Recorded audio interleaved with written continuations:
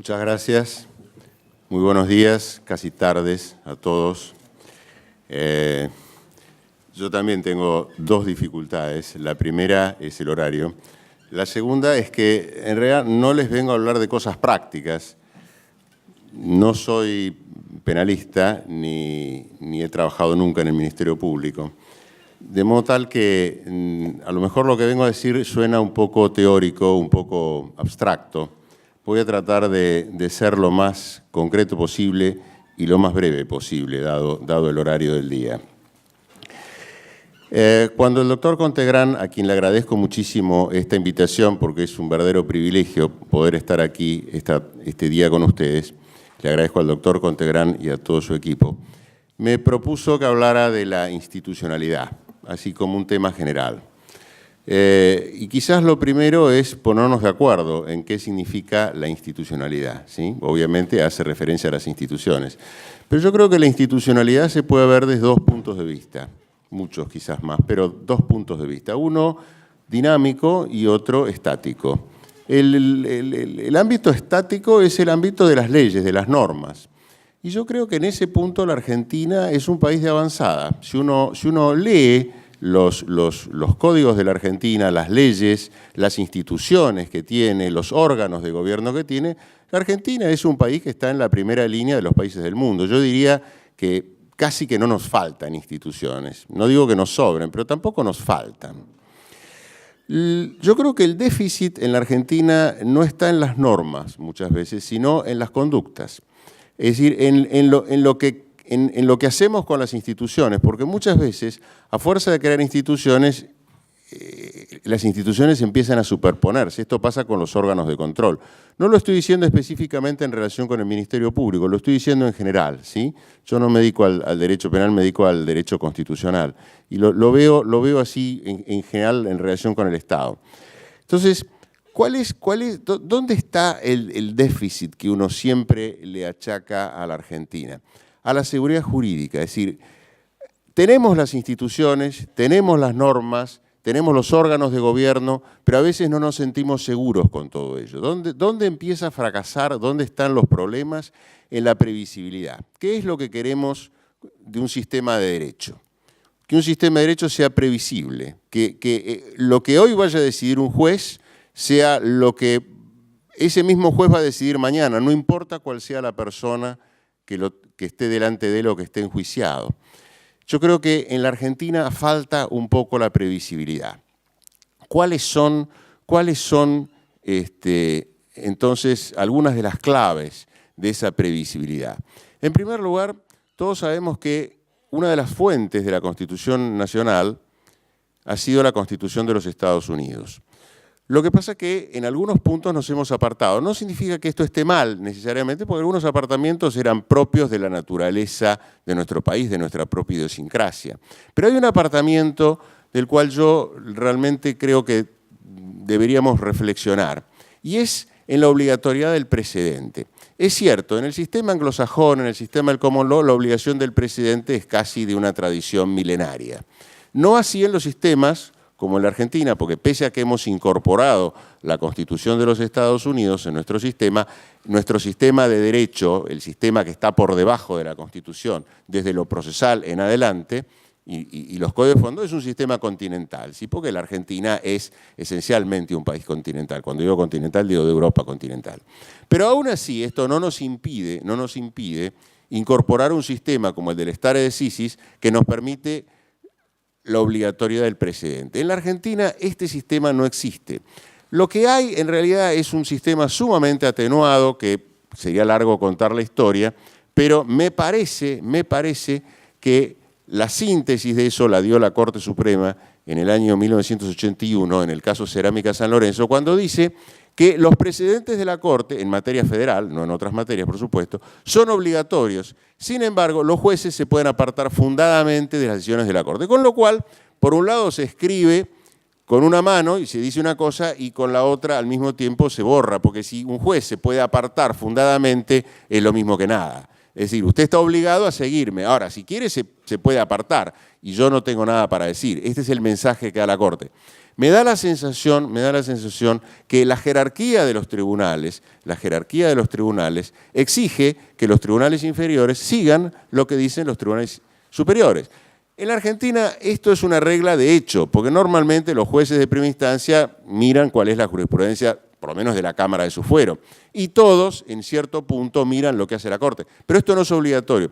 Yo creo que la previsibilidad también debe darse desde un punto de vista obligatorio. En algún punto deberíamos incorporar el sistema del stare decisis y la Corte misma, no hace falta una ley para esto. En los sistemas donde figura el stare decisis no es una ley la que lo impone, sino simplemente es una costumbre. Yo creo que esto podría nacer como parte de la jurisprudencia de la Corte y creo que ayudaría bastante.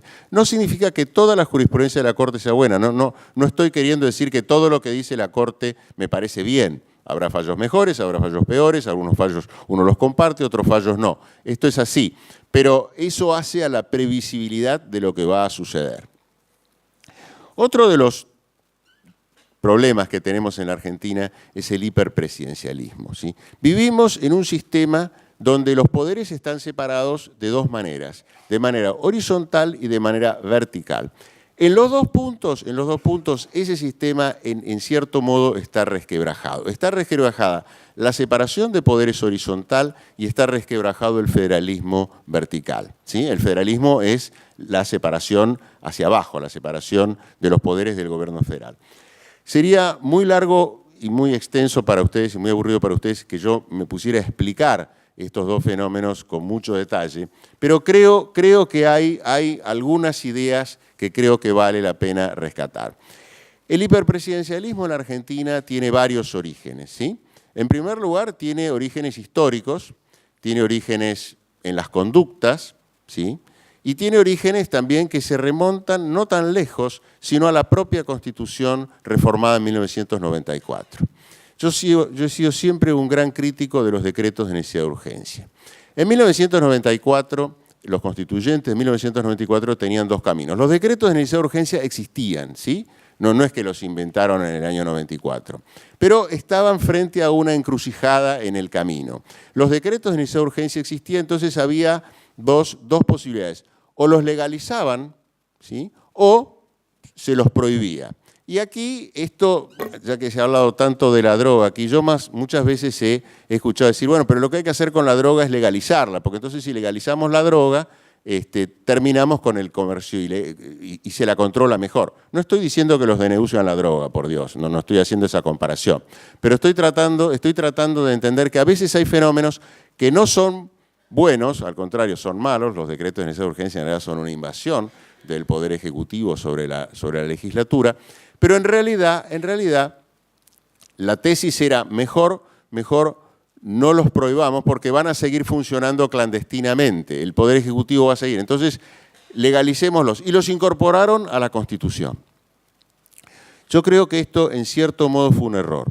Por supuesto que el Congreso de la Nación también demoró muchísimo en sancionar la ley reglamentaria, finalmente sancionó la ley 26.122, y es una ley muy floja en materia de control de los decretos de necesidad de urgencia, en materia de control de la legislación delegada, porque basta con que una sola Cámara apruebe el decreto para que el decreto esté aprobado. En realidad, la aprobación debería venir de las dos cámaras, y si las dos cámaras no la aprueban, el decreto, porque el decreto es una norma de excepción, no es una norma regular.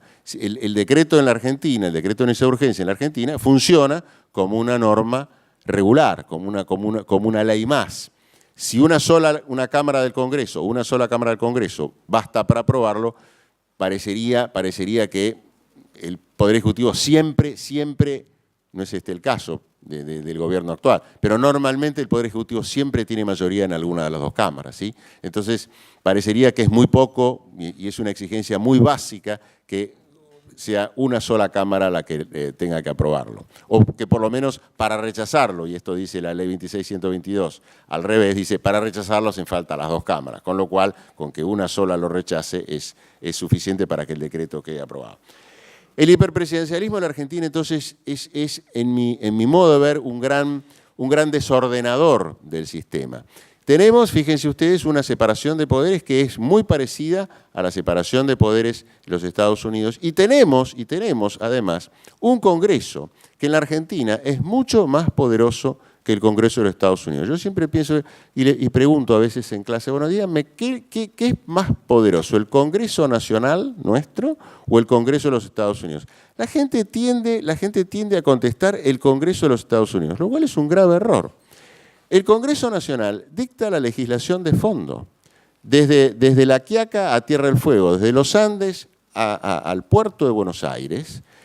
El Congreso sanciona cosas tan importantes como el concepto de persona, cuáles son los delitos, cuáles son los contratos, cuáles son los requisitos para establecer sociedades comerciales, cómo se constituye el matrimonio. Esto lo decide de una manera uniforme a lo largo de todo el territorio nacional el Congreso de la Nación. Esto no ocurre en los Estados Unidos. En los Estados Unidos cada estado legisla sobre estas mismas cuestiones, sobre el contrato, sobre la persona, sobre los delitos, sobre las sociedades, sobre el matrimonio, sobre la pena de muerte, sobre si hay divorcio o si hay aborto. Esto es una cuestión local. Entonces es mucho más poderoso el Congreso Nacional que el Congreso de los Estados Unidos. Y sin embargo, ese poder del Congreso no es aprovechado por el propio Congreso, sino que lo tiene, en nuestro caso, el desbalance, lo tiene el presidente a su favor, cosa que no ocurre en los Estados Unidos. El presidente de los Estados Unidos en general es un administrador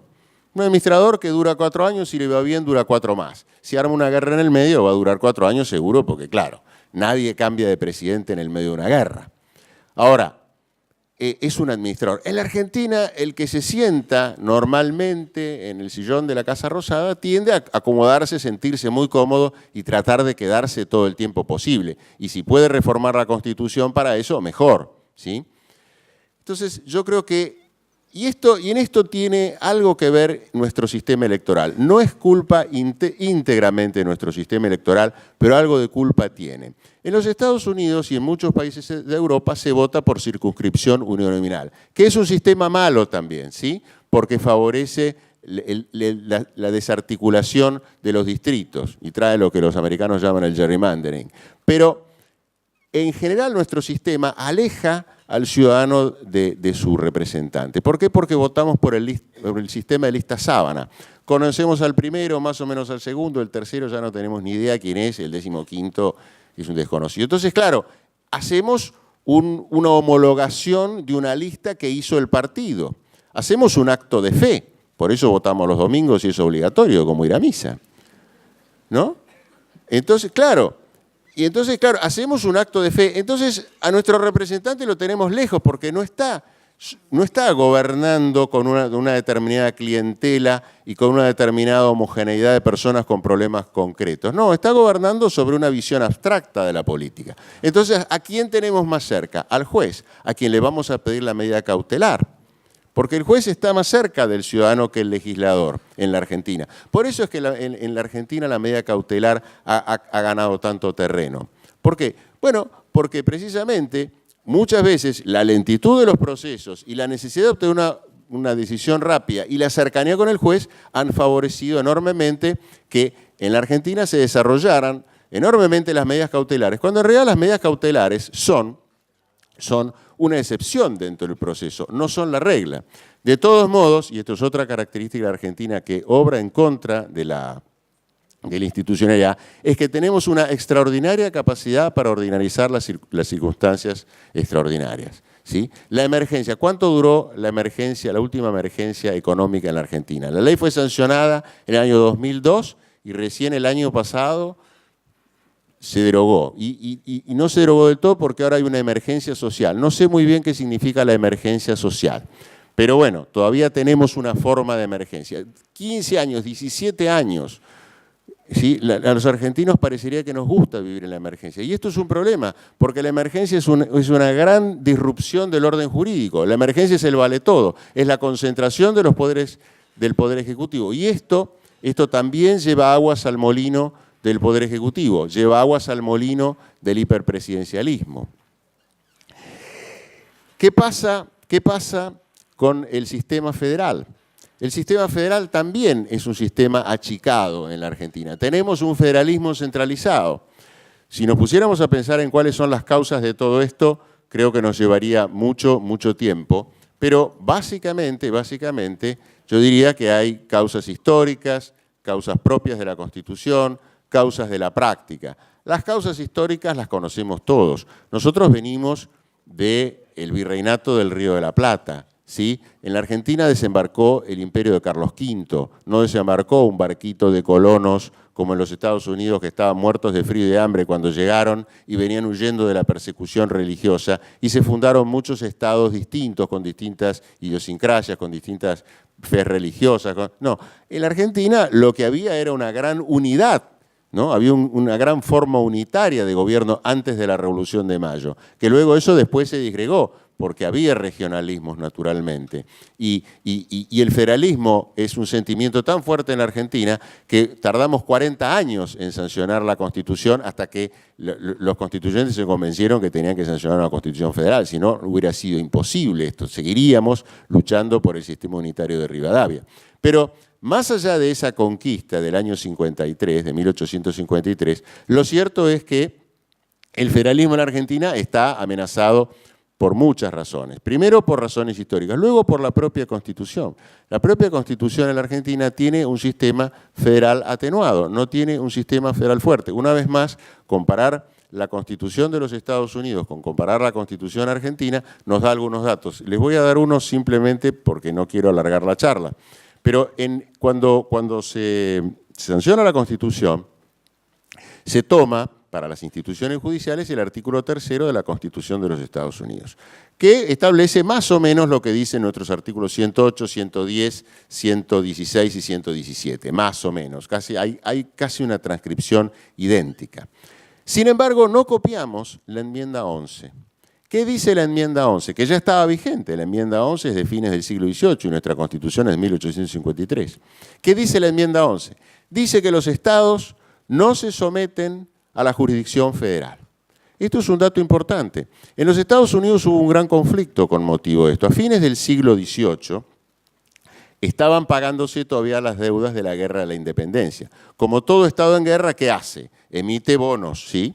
En la Argentina, en cualquier país del mundo, se emiten bonos, el Estado se endeuda porque tiene que comprar pertrechos bélicos. Obviamente, cuando termine la guerra, los tenedores de los bonos se presentan a cobrar esos bonos, como en todos los casos. ¿Qué pasó con el Estado de Georgia? El Estado de Georgia había emitido bonos y muchos de esos bonos estaban en poder de personas que no vivían en el Estado de Georgia, sino que tenían distintos domicilios. Había una causa de distinta vecindad, había una causa federal. Entonces el Estado de Georgia fue demandado ante los tribunales federales. Y la Corte Suprema hizo lugar y condenó al Estado de Georgia al pago de los bonos que debía en un tribunal federal. Esto generó en los Estados Unidos una señal de alarma, porque no se habían dado cuenta que habían sometido a los estados a la jurisdicción federal. Esto provocó una reacción muy fuerte que terminó en una enmienda constitucional, la enmienda número 11. ¿Qué dice la enmienda número 11? Que los estados no están sometidos a la jurisdicción de los tribunales federales, solamente están sometidos a su propia jurisdicción. Este es un punto en el cual la Constitución Nacional se apartó de la Constitución de los Estados Unidos. Los estados provinciales en la Argentina están sometidos a la jurisdicción provincial o a la jurisdicción federal según cual sea la legislación aplicable, ¿sí? Y esto genera importantes efectos, por ejemplo, en materia de competencia originaria de la Corte. Durante muchos años, ahora ya no tanto porque se ha ido aflojando, pero la competencia originaria de la Corte era muy absorbente de las jurisdicciones provinciales. Y uno de los casos más típicos de esto fue un caso en el cual era parte de la provincia de Buenos Aires, que era Aveño contra provincia de Buenos Aires, del año 1874. ¿Qué pasaba en ese caso?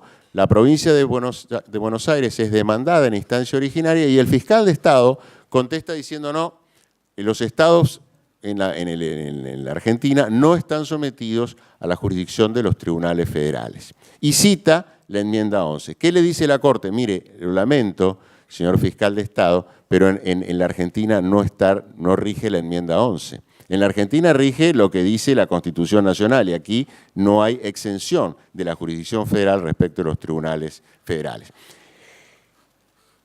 tenemos entonces un federalismo atenuado. ¿Cuál ha sido uno de los últimos golpes que a mi modo de ver se le han dado al federalismo? La coparticipación federal. Yo creo que si bien la convención del año 94 enarboló varias banderas, una de ellas fue la del combate al hiperpresidencialismo y otra fue la de la fortificación del federalismo, yo creo que al final terminaron yendo en una dirección contraria. La coparticipación federal es hija de la emergencia. ¿Cómo nació la coparticipación federal? La Constitución Nacional reparte los impuestos de una manera muy sencilla. Los impuestos directos los perciben las provincias y el Estado Nacional según corresponda, pero en principio le corresponden a las provincias. Los impuestos indirectos, los que son trasladables, el IVA, lo percibe el Estado Nacional. Esto funcionó hasta 1932. En 1932 la Argentina estaba en crisis. No solamente por la quiebra de la Bolsa de Nueva York, que eso fue un efecto, sí, pero la Argentina tenía una crisis porque la Argentina, como ahora que hemos vivido durante 10 años de la venta de la soja, en aquel entonces vivíamos de la venta de la carne, ¿sí? Y nuestro principal cliente era Inglaterra. Pero en 1932 los ingleses llamaron a Buenos Aires y les dijeron, tenemos una mala noticia, no les vamos a poder seguir comprando carne. ¿Por qué no les vamos a poder seguir comprando carne? Bueno, porque nuestros dominios australianos y canadienses, que también tienen vacas, igual que ustedes, nos están diciendo por qué no nos compran a nosotros. Y entonces, claro, en la Argentina cundió la alarma. Ya había pasado sobre los finales del gobierno de Irigoyen. Dicen que la revolución del año 30 fue consecuencia de eso, no lo sé exactamente. Pero en 1932 esto se había hecho un conflicto. Y entonces vino el famoso pacto Roca-Runciman, que fue una entrega, por supuesto, pero fue una entrega obligada, no quedaba más remedio. Teníamos un monocultivo, un monocliente, y ese cliente nos está diciendo que no nos iba a comprar más carne. Y entonces, ¿qué pasó? Una de las reacciones fue llevar este pacto que no fue precisamente heroico para Argentina, o fue heroico pero pírrico. Y la segunda fue el impuesto el llamado entonces en ese momento impuesto a los réditos. Bueno, la nación necesita plata. ¿Dónde está la plata? Está en las provincias. Vamos a empezar a cobrar por razones de emergencia el impuesto que en ese momento llamaba impuesto a los réditos y ahora se llama impuesto a las ganancias. Desde ese entonces, hace más de 90 años, ¿sí? ¿O no? A ver, soy malo para... No han pasado 90 años todavía, bueno, o 90, no importa. Seguimos cobrando el impuesto a las ganancias. Esto era una medida de emergencia. Vieron que les dije hace un rato que somos especialistas en ordinarizar las situaciones de emergencia. Bueno, en la Argentina el impuesto a los réditos fue una medida de emergencia y se cobró durante los próximos 90 años. Y entonces, ¿qué se hizo para ordenar este sistema? La coparticipación federal. Y entonces la nación cobra los impuestos y los distribuye a las provincias. Por supuesto, el que cobra y distribuye siempre algún beneficio obtiene. Y la provincia está sujeta a esa distribución. ¿Qué se hizo en 1994? Se constitucionalizó el sistema de la coparticipación federal. No lo vamos a perder nunca más. Es decir, hemos constitucionalizado que las provincias dejen de cobrar los impuestos que originariamente tenían para cobrar. Esto ha sido otro golpe al federalismo. Esto no sé si tiene que ver exactamente con la institucionalidad, pero si tenemos un sistema en donde hemos decidido separar los poderes horizontal y verticalmente, estos son dos problemas muy serios.